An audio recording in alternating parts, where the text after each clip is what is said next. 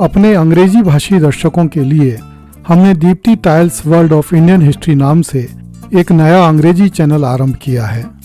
कृपया नए चैनल को एक बार अवश्य देखें तथा उसे लाइक, सब्सक्राइब एवं शेयर करें। नए चैनल पर हमने सबसे पहले लाल किले की दर्द भरी दास्तान को टीयर्स ऑफ रेड फोर्ट नाम से अंग्रेजी भाषा में प्रस्तुत किया है। धन्यवाद। हमने इस धारावाहिक की पिछली 2 कड़ियों अर्थात 189वीं कड़ी एवं 190वीं कड़ी में 1857 की क्रांति के समय दिल्ली में 11 मई को घटी घटनाओं की जानकारी दी थी। इस दिन दिल्ली में केवल इतना ही नहीं हुआ था कि अंग्रेजों को दिल्ली से मारकर या भगाकर तिलंगों द्वारा सरकारी कार्यालयों पर कब्जा कर लिया गया और दिल्ली के कुछ बड़े रईसों को दिल्ली के स्थानीय गुंडों ने लूट लिया, अपितु कुछ ऐसी घटनाएं भी हुईं जिनका उल्लेख भारत के इतिहास की पुस्तकों में नहीं मिलता है। इसका कारण यह है कि अंग्रेजों ने उस काल के दस्तावेजों को लंदन पहुंचा दिया था। इन दस्तावेजों में वे अखबार, बहुत से लोगों की निजी डायरियां एवं पत्र आदि भी शामिल थे जिनमें इन घटनाओं का जिक्र किया गया था। ये दस्तावेज अब ब्रिटिश म्यूजियम के लाइब्रेरी खंड के बक्सों में बंद हैं। 1857 की घटनाओं से संबंधित बहुत से दस्तावेजों के पुलिंदे लाल किले में नियुक्त मुस्लिम अधिकारियों के पास थे जो अंग्रेजों की नजरों से बचा लिए गए थे, किंतु ये पुलिंदे भी ईस्वी 1947 में पाकिस्तान बनने के समय दिल्ली से चुपचाप कराची पहुंचा दिए गए। ऐसे बहुत से दस्तावेज आज भी लाहौर एवं इस्लामाबाद की लाइब्रेरियों एवं संग्रहालयों में रखे हुए हैं। लाल किले की कुछ बेगमें एवं शाही परिवार के कुछ सदस्य ईस्वी 1858 में बादशाह बहादुर शाह जफर के साथ बर्मा चले गए थे। उन लोगों में से भी कुछ लोगों के पत्र एवं डायरियां थीं जो उनके साथ बर्मा चली गईं। इस प्रकार 1857 की क्रांति के दस्तावेजों का जखीरा बिखर गया और इस क्रांति का जो भी इतिहास भारत में लिखा गया वह बहुत ही टूटा फूटा इतिहास है और जो लंदन में लिखा गया वह बहुत ही पक्षपातपूर्ण है। वीर सावरकर ने इस क्रांति की घटनाओं पर आधारित इतिहास को बहुत सुंदर तरीके से 1857 का स्वातंत्र्य समर नामक अपनी पुस्तक में सहेज लिया, जो आज भारत की अनुपम धरोहर है। एक स्कॉटिश लेखक विलियम डेल रिम्पल ने ईस्वी 2004-2005 के आसपास लंदन, दिल्ली, कराची, लाहौर, रंगून आदि शहरों का भ्रमण करके इन दस्तावेजों को खंगाला तथा अपने ग्रंथ द लास्ट मुगल में बहुत से नवीन तथ्यों का प्रकाशन किया। इस धारावाहिक की कुछ कड़ियों में निहित सामग्री में उन तथ्यों को आधार बनाया गया है। विलियम डेल रिम्पल ने 11 मई 1857 को कंपनी सरकार की अदालत के लोअर मजिस्ट्रेट थियोफिलस मेटकाफ के संबंध में घटित एक घटना का बहुत रोचक वर्णन किया गया है।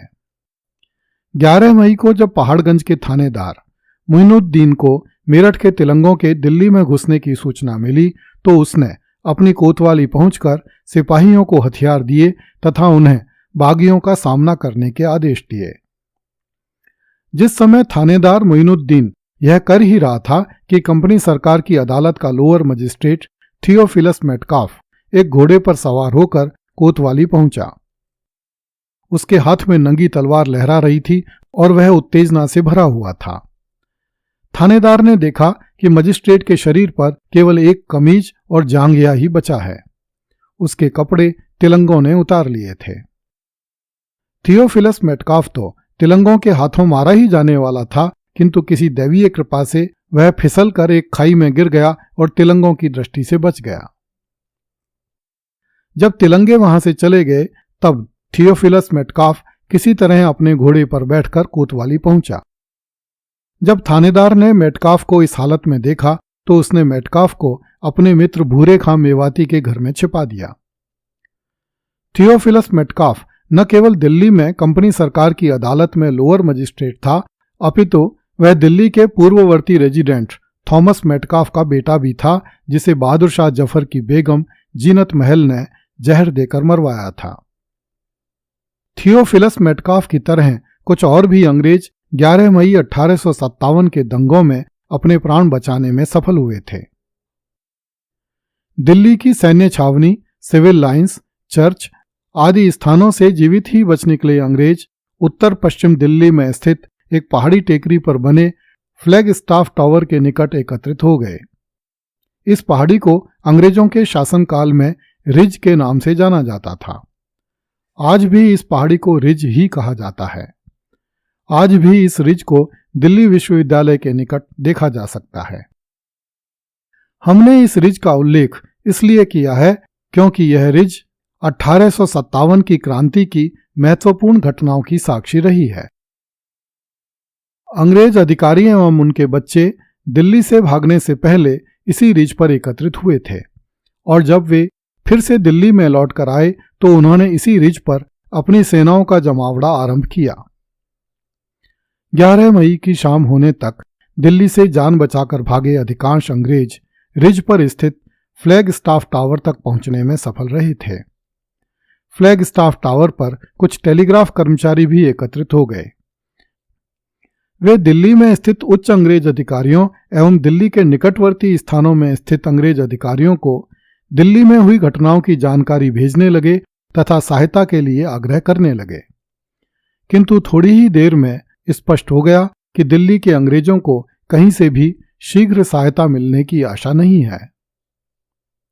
जिस प्रकार जीवित अंग्रेज दिल्ली से भाग भाग कर रिज की तरफ आ रहे थे, उसी प्रकार अंग्रेज अधिकारियों के शवों से भरी वह बैलगाड़ी भी रिज पर चली आई, जिसे अंग्रेजों ने प्रातःकाल में मुख्य गार्ड से बैरकों की ओर रवाना किया था। रिज पर स्थित अंग्रेजों ने अपने मृत साथियों के शवों का वहीं पर अंतिम क्रियाकर्म किया। कुछ अंग्रेज अधिकारियों ने उसी रात करनाल के लिए प्रस्थान कर दिया। बहुत से अंग्रेज अधिकारियों को मार्ग में स्थित ग्रामीण लोगों की सहायता मिल गई, किंतु उनमें से अधिकतर अंग्रेजों को मार्ग में लुटेरों ने लूट लिया। बहुत से अंग्रेजों के बदन पर कपड़े तक नहीं बचे। उधर अंग्रेज करनाल की तरफ भागे जा रहे थे और इधर दिल्ली शहर पर रात की काली चादर अपना शिकंजा कसती जा रही थी। आग की लपटों, काले सफेद धुओं और लुटे पिटे घरों से निकलती सिसकारियों ने भी सुबह होते होते दम तोड़ दिया। सूरज की किरणों के निकलने से बहुत पहले ही रोती बिलखती दिल्ली चुप हो चुकी थी, किंतु आगे क्या होगा इसकी बेचैनी में तड़प रही थी। अगली कड़ी में देखिए, बहादुर शाह जफर ने दिल्ली के अंग्रेजों के लिए कफन सिलवाए।